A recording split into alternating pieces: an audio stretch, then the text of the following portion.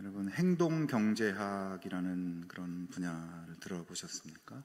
행동경제학, 얼핏 들으면 그냥 경제학의 한 분야인 것 같은데, 내용을 살펴보면 인간 행동의 그 심리를 이해하고 그 행동 심리를 분석하는 그런 심리학과 깊은 연관이 있는 그런 경제학 이론입니다. 2002년에 노벨 경제학상을 받은 데니얼 카너먼이라는 분이 이 행동 경제학 분야를 개척한 분으로 유명한데, 이분도 원래 심리학자이고 심리학의 이론을 가지고 경제학 이론을 발전시킨 분입니다. 이 행동 경제학에서 여러 가지 개념들을 제시하는데, 그 중에 약속 장치라는 개념이 있습니다. 사람들이 미래에 자기의 의지가 약해질 것을 예상해서 자신의 행동을 통제하기 위해 스스로 제약을 가하는 그런 장치를 말합니다.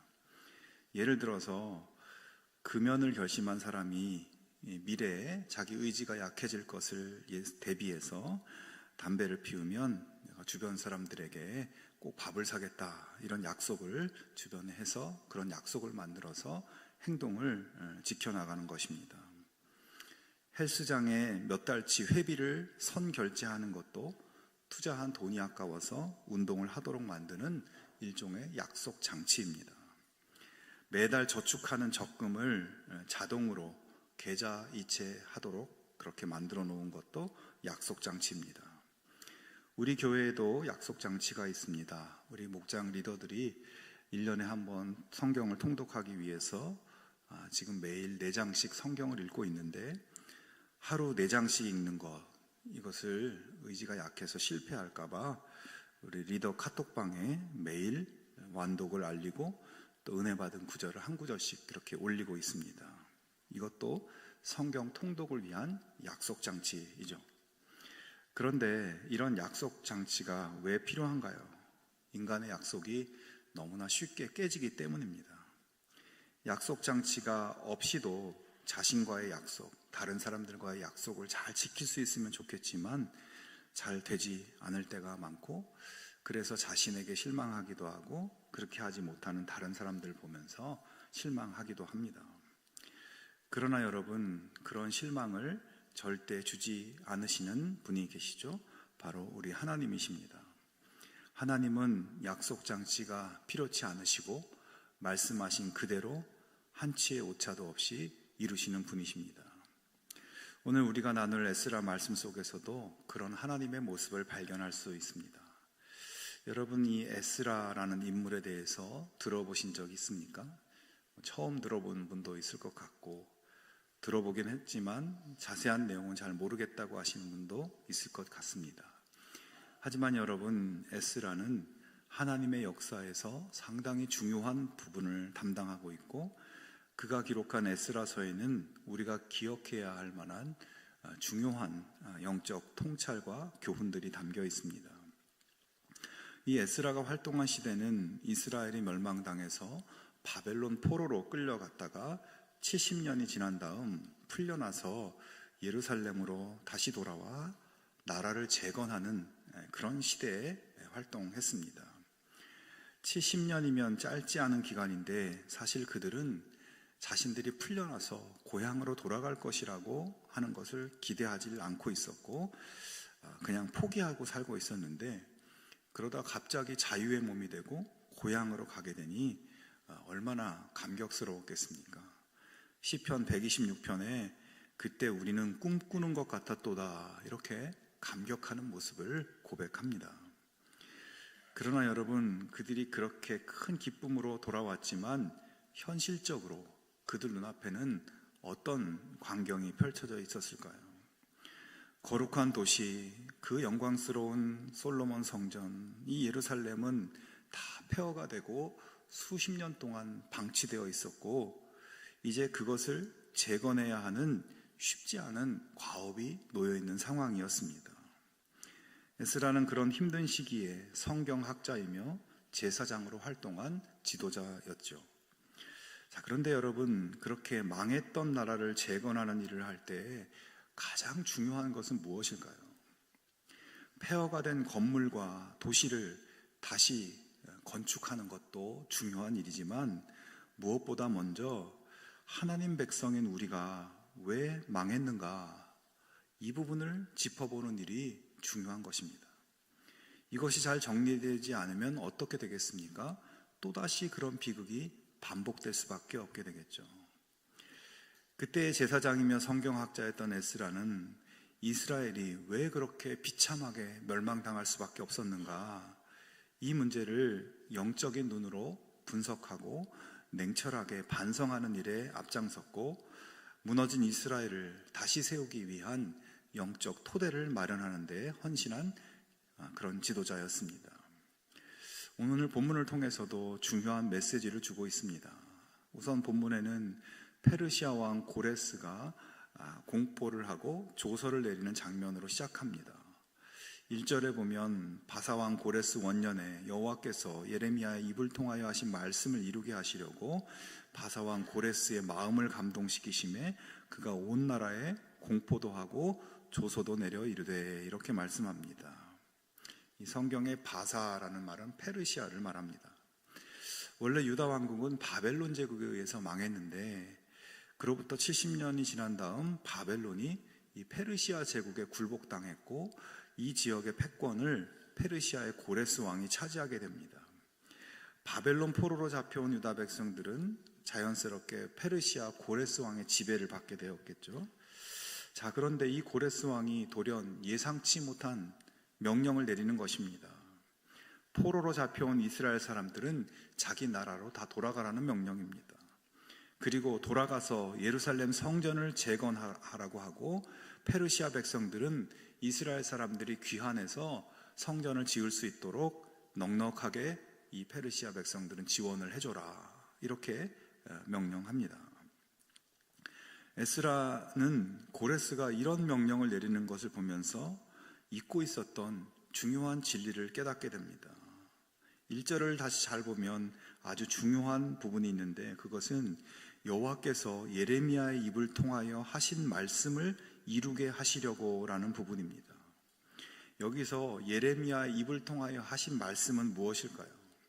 예레미야 25장 11절에 보면 이 모든 땅이 폐허가 되어 놀랄 일이 될 것이며 이 민족들은 70년 동안 바벨론의 왕을 섬기리라, 이렇게 예레미야가 하나님의 말씀을 선포했죠. 하나님께서는 이미 오래전에 유다 왕국이 바벨론에 의해서 망하고 폐허가 될 것이고 70년 동안 포로가 될 것을 예레미야를 통해서 이미 말씀하셨습니다. 또 예레미야 29장 10절에 보면 여호와께서 이와 같이 말씀하시니라, 바벨론에서 70년이 차면 내가 너희를 돌보고 나의 선한 말을 너희에게 성취하여 너희를 이곳으로 돌아오게 하리라. 70년이 되면 유다 백성들이 바벨론에서 예루살렘으로 돌아오게 하겠다라고 말씀하십니다. 사실 이 하나님의 말씀들을 처음에 예레미야가 유다 백성들에게 선포했을 때 그들은 아무도 그 말씀을 믿지 않았습니다. 그리고 나라가 망한다고 이야기하는 이 예레미야를 사기꾼이라고 거짓 선지자라고 하면서 핍박하고 죽이려고 했습니다. 하지만 정말 하나님의 말씀대로 유다 왕국은 바벨론에게 망하게 되었어요. 그리고 하나님 말씀대로 그들은 포로로 끌려갔습니다. 그들은 이방 땅에서 비참한 노예로 살면서 그 옛날 예레미야가 전했던 말씀, 70년이 차면 예루살렘으로 돌아갈 것이라는 말씀을 기억하는 사람도 없었고 그 말씀이 정말로 이루어질 것이라고 기대하는 사람도 없었습니다.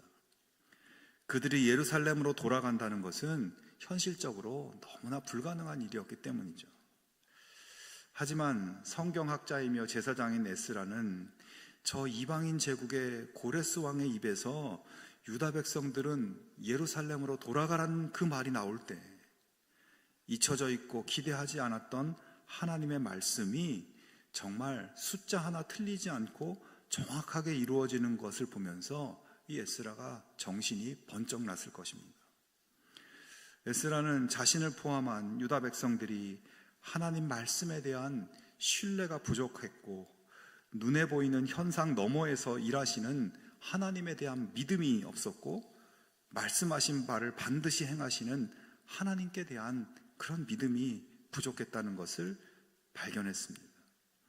그리고 그런 믿음의 부족이 바로 민족의 멸망과 불행의 씨앗이 되었다는 것을 깨달았습니다. 그래서 에스라는 고레스 왕의 갑작스러운 명령은 하나님 약속의 말씀에 의해서 내려진 것임을 선언하고 나라를 재건해야 하는 백성들에게 무엇보다 그런 하나님께 대한 믿음을 새롭게 할 것을 촉구하고 있는 것입니다. 여러분, 하나님이 약속하신 말씀, 하나님이 뜻하신 계획은 하나님의 시간에 정확하게 이루어진다는 것을 여러분 믿으실 수 있기를 바랍니다. 70살이 넘은 아브라함에게 아들을 주신다고 하신 하나님은 말씀하신 대로 이삭을 낳게 하셨습니다. 양을 치는 목동이었던 다윗을 왕으로 세우신다고 말씀하신 하나님은 그 말씀 그대로 그를 위대한 왕으로 세우셨습니다. 이 땅을 구원할 메시아를 보내신다고 약속하신 하나님은 말씀하신 대로 예수 그리스도를 보내셔서 죄 가운데 있는 우리가 하나님께로 나아갈 길을 열어주셨습니다. 하나님을 온전히 믿고 그 말씀에 순종하는 자녀들에게 복을 주신다고 말씀하신 하나님은 그 말씀대로 행하십니다. 강하고 담대하라. 내가 세상 끝날까지 너희와 함께 있겠다고 말씀하신 대로 주님은 우리와 함께 하십니다. 여러분, 무엇보다 이 믿음을 굳게 가질 수 있기를 바랍니다. 세상의 모든 역사와 우리 각자의 삶은 하나님께서 뜻하신 대로, 하나님 말씀하신 대로 움직여지는 것을 믿으실 수 있기를 바랍니다.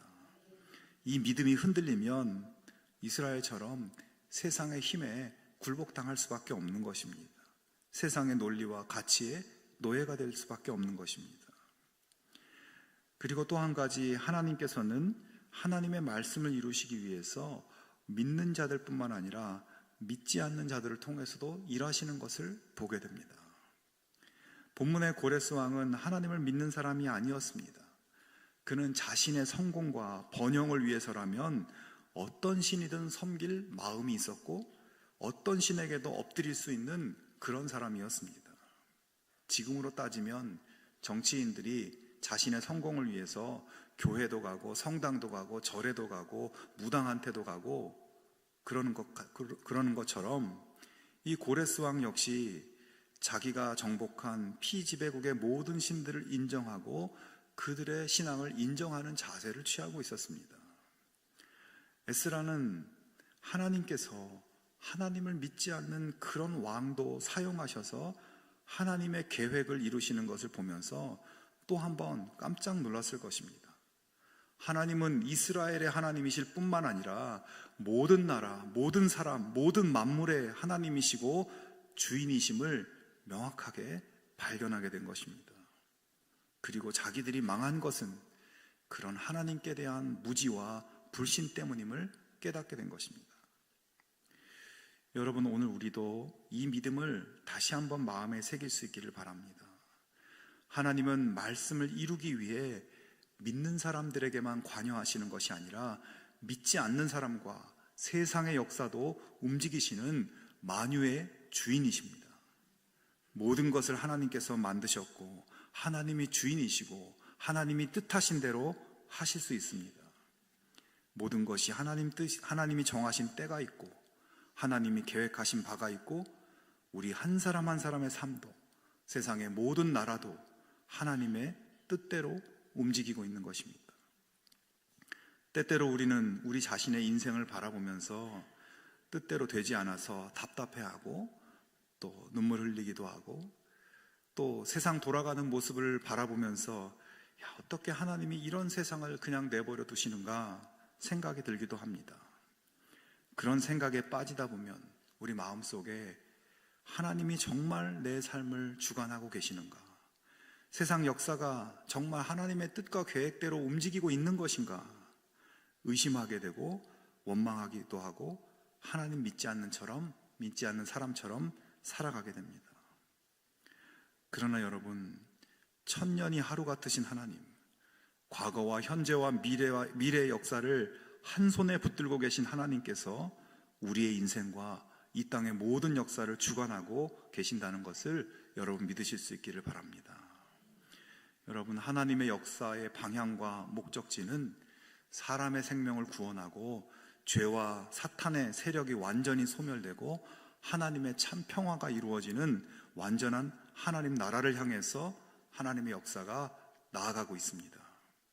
그 과정에서 하나님은 미국의 트럼프도, 러시아의 푸틴도, 중국의 시진핑도 하나님은 다 사용하실 수 있습니다. 세상이 뭐라고 해도 우리는 하나님을 그렇게 믿는 것입니다. 이것이 우리의 신앙관이고 세계관이고, 이것이 흔들리면 이스라엘처럼 망하는 것입니다. 2차 세계대전 때 덩케르크 철수 작전이라는 유명한 작전이 있었습니다. 당시 독일군은 강력한 기갑부대, 탱크부대를 앞세워서 유럽 전역을 초토화시키고 있었고, 유럽의 대륙에 파병된 영국군은 계속 밀리고 있었습니다. 상황이 악화돼서 이 영국군은 빠르게 바다를 건너서 본국으로 철수하지 않으면 이 무섭게 쫓아오는 독일군에게 완전히 전멸당할 위기였습니다. 하지만 40만 명에 가까운 군인들을 이 바다를 신속하게 건너게 한다는 것은 사실상 불가능한 일이었어요. 포기할 수밖에 없는 상황이었습니다. 자, 그런데 갑자기 희한한 일이 벌어집니다. 그렇게 쫓아오던 독일의 기갑부대와 독일군들이 진격을 중단하고 멈춰 서 있는 것입니다.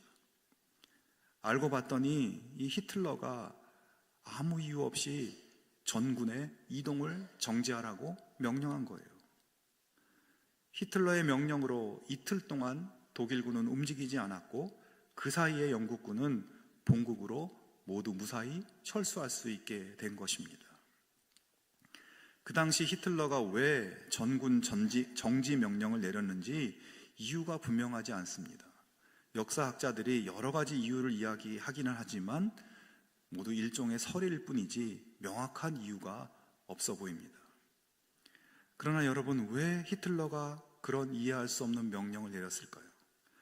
우리는 하나님께서 그렇게 역사하신 것이라고 믿는 사람들입니다. 그 당시 40만의 영국군의 철수가 실패해서 전멸했다면 독일은 더 막강한 힘을 가지게 되었을 것이고, 악은 더 기승을 부리고 엄청난 희생과 비극은 계속되었을 것입니다.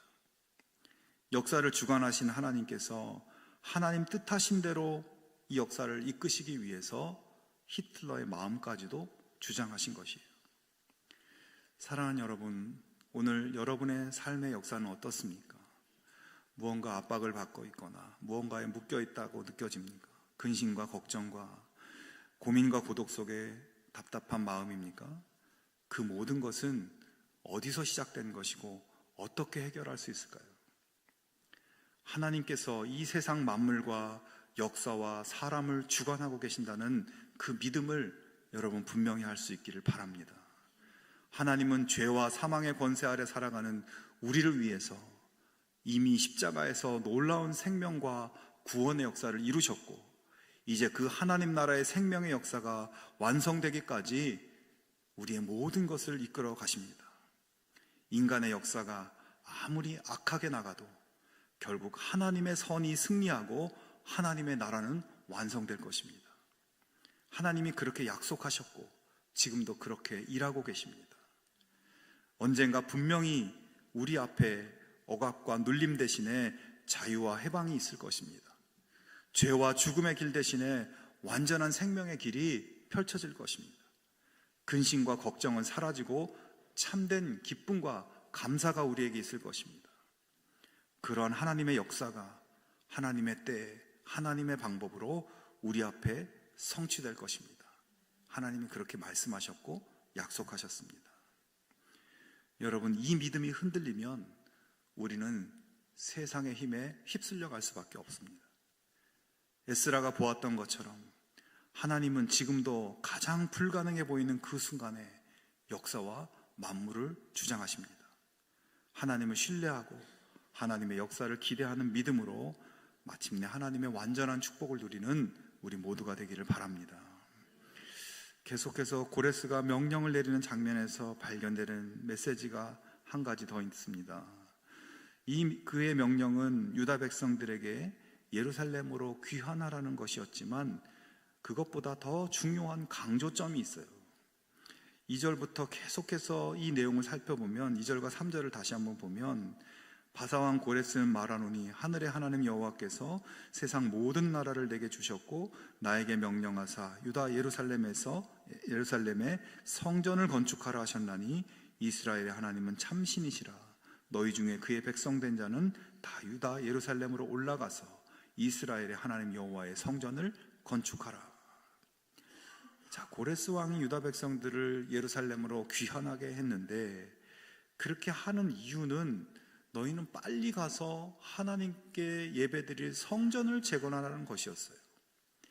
솔직히 말해서 포로로 잡혀온 유다 백성들에게 고향으로 귀환하라고 했을 때 그들은 이제 돌아가서 이제 어떻게 먹고 살 것인가, 이 부분에 관심을 쏟을 수밖에 없었을 겁니다.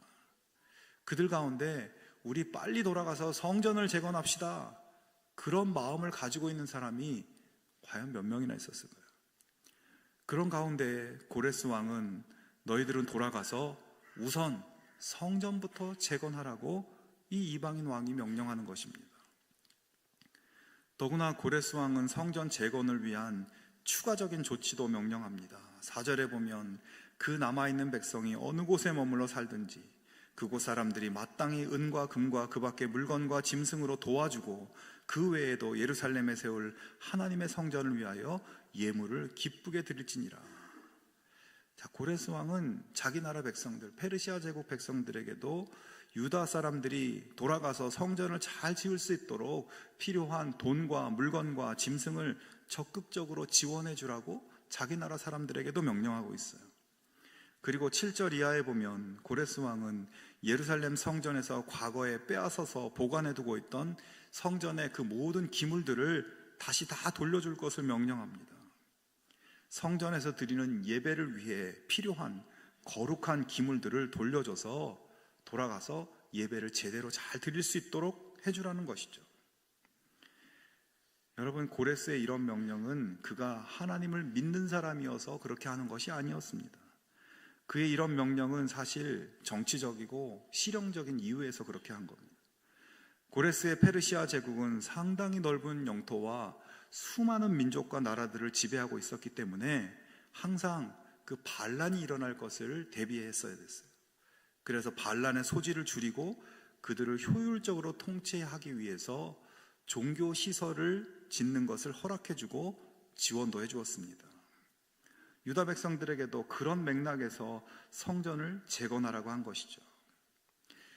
여러분, 이러한 역사학자들의 진단과 분석도 타당한 면이 있지만 에스라는 고레스의 그 명령을 보면서 무엇을 느꼈을까요? 고레스 왕의 의도가 어떻든지 간에 하나님은 그를 사용하셔서 이스라엘 백성들이 하나님께 드리는 예배를 온전히 회복하게 하시려는 하나님의 마음을 그는 느꼈습니다. 그리고 또한 에스라는 이 과정을 겪으면서 결국 우리가 망할 수밖에 없었던 결정적인 이유는 하나님께 드리는 예배가 무너지고 망가져 버렸기 때문이었다는 것을 깨닫게 됩니다. 자신들이 하나님께 드리는 예배를 등한시했기 때문에 하나님의 임재를 경험할 수도 없었고 하나님의 인도하심을 받을 수도 없었습니다. 예배를 통해서 주시는 영적인 능력을 전혀 공급받을 수가 없었습니다. 그렇게 예배라고 하는 하나님과의 관계와 통로가 끊겨지니까 이방 제국의 공격을 이겨낼 힘을 어디에서도 채울 수 없게 돼버리고 결국 망하고 만 것이죠. 이제 하나님께서는 그런 이유로 망한 이스라엘을 회복시키실 때 무엇보다도 먼저 성전을 재건하고 예배를 회복하는 일을 하게 하시는 것입니다. 여러분, 오늘 우리의 삶의 어려움과 문제의 근본적인 원인은 무엇일까요? 우리도 유다 백성들처럼 예배가 소홀해지고 예배에 실패해서 하나님께로부터 오는 영적 능력과 지혜를 공급받지 못하기 때문인 것은 아닐까? 이 시간 우리의 예배를 돌아볼 수 있기를 바랍니다. 내가 진정하고 온전한 마음으로 하나님 앞에 예배를 드리고 있는가? 여러분, 오늘 본문에서 하나님은 유다 백성들의 예배를 회복시키기 위해서 성전을 재건하도록 하십니다. 그런데 사실 예배는 건물이 없어도 가능한 것이에요. 그래서 유다 백성들은 포로로 잡혀온 페르시아 땅에서도 예배를 드릴 수 있었습니다. 하지만 지금 예루살렘 성전을 재건하는 일을 하나님께서 하게 하십니다. 성전은 하나님과의 구별된 만남의 장소이기 때문입니다. 예배의 회복에 있어서 가장 기초적이고 중요한 것은 구별된 장소, 구별된 시간이기 때문입니다. 하나님의 은혜를 감사함으로 드리는 예배의 마음을 회복할 수 있기를 바랍니다. 사랑하는 하나님을 만나는 거룩한 시간, 거룩한 장소를 사모하고 회복할 수 있기를 바랍니다. 그 시간, 그곳에서 역사하시는 하나님의 능력으로 여러분의 삶이 달라질 것입니다. 예배라고 하는 거룩한 통로를 통해서 베푸시는 하나님의 지혜와 하나님의 힘으로 이 세상의 도전과 문제를 우리는 이겨낼 수 있게 될 것입니다. 여러분, 그것이 바로 예배의 축복입니다. 성도 여러분, 에스라는 하나님이 고레스를 통해서 하시는 일을 보면서 자신들이 망하게 된 이유를 통찰했고, 모든 만물을 다스리며 역사를 주관하시는 하나님 말씀으로 돌아가고 하나님께 드리는 온전한 예배를 회복하도록 그 백성들을 이끌었습니다. 그것은 508년 전 종교 개혁자들이 했던 일이기도 합니다. 개혁자들은 에스라처럼 하나님의 말씀을 잃어버린 시대, 하나님께 드리는 예배가 타락해버린 그 시대, 영적으로 무너지고 세속과 돈의 노예가 되어버린 그 교회와 시대를 바로 세우는 운동을 벌여나갔습니다. 여러분, 이제 2025년을 사는 우리도 다시 약해지고 무뎌진 우리의 믿음을 새롭게 할 수 있기를 바랍니다. 말씀하신 바를 반드시 이루시는 하나님, 모든 역사, 모든 만물을 주관하시는 하나님께서 결국 이 세상을 하나님의 완전한 나라로 성취할 것을 기대하면서 믿음의 길을 여러분 꿋꿋이 걸어갈 수 있기를 바랍니다. 거룩하고 온전한 예배를 회복함으로 어떤 상황 속에서도 하나님의 능력으로 굳세게 승리하는 우리 모두가 되기를 주님의 이름으로 축원합니다.